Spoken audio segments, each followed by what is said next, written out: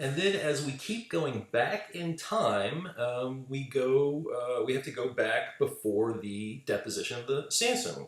So we know that before the sandstone, we had deposition and lithification of sediment to create sandstone, right? So if we know that that was one step, and maybe it was on a beach that was created, before that, we know that to create a sedimentary rock, we had to have some type of rock that was weathered.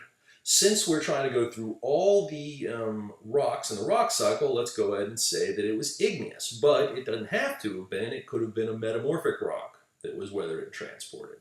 But let's say it was an igneous rock, and that igneous rock was weathered and transported down to the beach. Well, before the weathering and transportation, we had to have that igneous rock come into being. So we have emplacement of an igneous pluton. If you guys remember, Stone Mountain is a great example of an igneous pluton. And then before that, if we keep going back, we have melting of another type of rock to create the magma that eventually came up to make the pluton.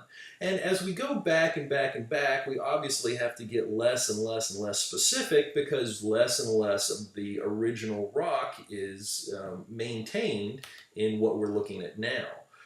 But even though we're not able to decide exactly what type of rock originally melted to become that magma, we can say that there was some rock that melted to become an igneous rock and then work our way back through the rock cycle and get more specific as we move forward.